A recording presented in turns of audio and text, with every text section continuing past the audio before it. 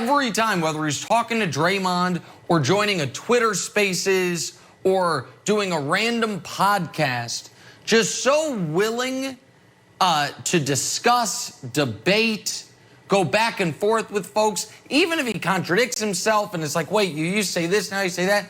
He's fascinating. Harden, if we could just get a single episode dedicated to what might be the most impressive part of James Harden's basketball career, which is he is an all-time late-night, nightclub, gentleman's club performer, while being an all-time, prior to this year, Iron Man as well. I think we don't think it because he can't jump that high, he's not that fast. James Harden might be one of the most gifted natural athletes in world history, given the fact that one year he averaged 36 a game, while also averaging about 3.6 hours of sleep a night. And while, Brooklyn might have a different nightlife scene than Houston, they're both quite robust. I'd love to see that. And Kyrie, I would just like to see someone sit down with Kyrie, ask him one question like, hey, spin the globe, point at something, say, your thoughts on this, and let Kyrie go. I don't know if we'd learn anything, but I know it'd be entertaining. All of that along with Steve Nash, quietly learning how to be an NBA head coach, which quietly was one of the big reasons the Nets weren't able to close out the Bucks after being up 3-2. It's because Steve Nash was learning on the job. So to me, I would love to see the NBA's version of Hard Knocks.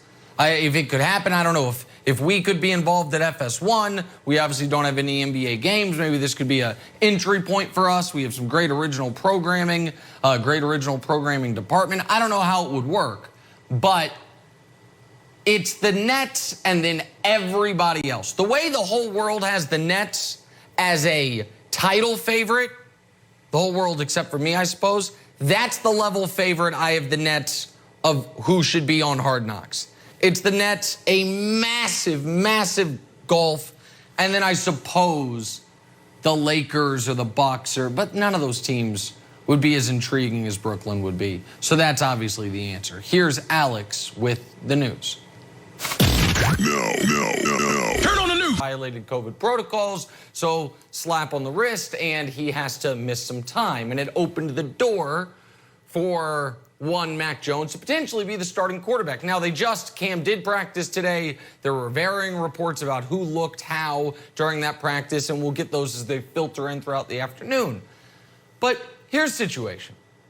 I know it is very in vogue especially, it seems like very popular amongst very successful, young-ish media personalities on Twitter to tell younger people the importance of, hey, take your vacation days, self-care, make sure you have a great work-life balance. And it all sounds really good.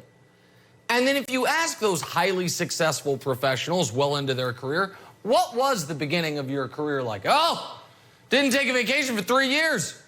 Worked nights, worked weekends, worked holidays.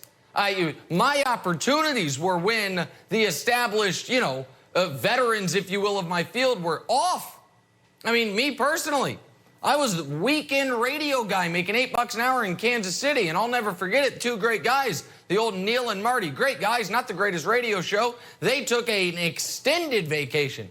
It's like, hey, who wants to broadcast for no listeners on the Kansas City's second-rated sports AM radio station on Christmas Eve? I was like, I do. And, 9 months later, I had that job. And that's the story of a lot of young people. Get your foot in the door, be available, show up, and even if you're not necessarily better than the people whose job it is, you're younger, you're almost assuredly cheaper, you have a longer runway of your potential career with that company, and you all of a sudden get the gig. And while I don't agree with what Tom Curran wrote, which is the quarterback competition is over, Mac Jones has won it, Cam Newton should not take a single meaningful snap for the Patriots this year. I think that's overstating it. I don't think it's overstating it to say it is now a real question of who is going to be the week 1 starter, and Cam only has himself to blame for that door opening. Cam has chosen not to get vaccinated. Cam chose not to, what knowingly or unknowingly. It was a choice to violate the protocols, and he chose to let Mac Jones do his version of hosting that show on Christmas Eve. Hey, this kid's kind of good. And now, if you are Aaron Rodgers, or in this business, Colin Cowherd, you can take all the time off you want. Nobody's replacing you. But if you're Cam Newton, and you're on your second team after the worst year of your career, which followed the previous year, which was up to that point, the worst year of your career, and there's injury questions, and now there's availability questions, and now you're competing with the first-round quarterback Bill Belichick's ever taken for a team that clearly wants to win immediately. All of a sudden, that job is very in jeopardy. And it's in jeopardy not only because Mac Jones played well the last few days of practice, but because you opened the door to Mac Jones getting all the reps. You opened the door when you didn't need to Mac Jones taking your job. And listen, I was a guy that said I wouldn't have spent a first-round pick on Mac Jones. I didn't see it when people were talking about him going 3rd overall. It made no sense to me. When I watched college football last year, he was roughly the 9th most impressive player on Alabama. I didn't get it. But Bill Belichick did. He saw something. That's why he drafted him.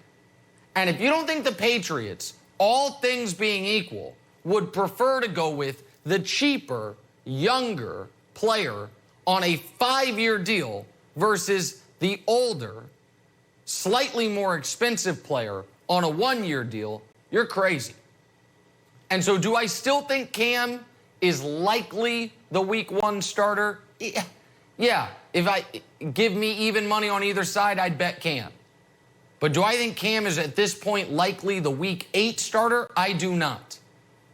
And much like when you have a player who always has like a nagging hamstring injury, it's like, when he's out there, he's good. But is he going to be out there? We got to worry. Is that going to flare up? I call that the Sammy Watkins. Man, when he's out there, he's great, but seems to always have something. If you are an unvaccinated player in the NFL this year, no matter what anyone in the audience thinks of the COVID rules or the vaccines, or if you're a big horse dewormer person, whatever it is, this is not an opinion, this is a fact. You are far more likely, based on the NFL's rules, to not be available for your team if you are unvaccinated. And if there's one spot where availability matters more than any, it's the quarterback position. Mac Jones is vaccinated, Cam Newton is not, and that very well may have laid the groundwork for Mac Jones taking Cam Newton's job. A player who, doesn't want to talk about his vaccination status because I think the quote was, to me, that's HIPAA.